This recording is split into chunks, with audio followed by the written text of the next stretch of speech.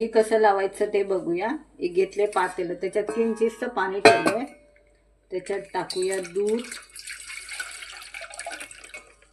आणि थोडंसं अजून त्याच्यात पाणी टाकूया। 1 चमचा भरच टाकले। आता हे आपण तापवूया गॅसवर आणि ह्याला चांगली उकळी येऊन देऊया मस्तपैकी। बघा कशी उकळी येते, बघा कशी उकळी येते। आता याला थोडं जरा आटू दे, अजून जेवढं पाणी टाकले ना आपण तेवढं जरा आटू दे, नंतर मग आपण कोमट व्हायला ठेवून देऊया।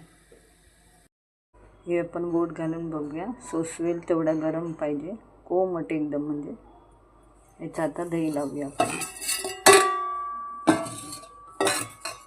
याच्यामध्ये या भांड्यात लावायचं। 1 चमचा दही टाकलंय मी, त्याचा सगळीकडे पसरवून घेऊया पूर्ण भांड्याला। बघा कसं पसरवलंय मी, मस्त असं पसरवायचं। वाटीमध्ये दही आहे, त्याच्यात थोडंसं दूध टाकायचं आणि ते चांगलं आपण फेटून घेऊया, एकदम भारी मस्त फेटायचं। सर्व गुठळ्या जायला पाहिजे त्या।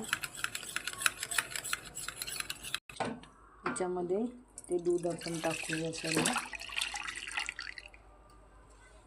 वाटीत आपण घेतलं होतं हे बघा गुठल्या गेले सर्व। आता हे आपण सगळीकडे टाकून घेऊया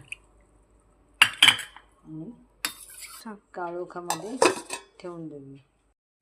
हे बघा कसं आलंय दही मस्त खापीचं। आपण काढून दाखवते आता, बघा मस्त झालं दही तयार, छान एकदम। श्री स्वामी समर्थ।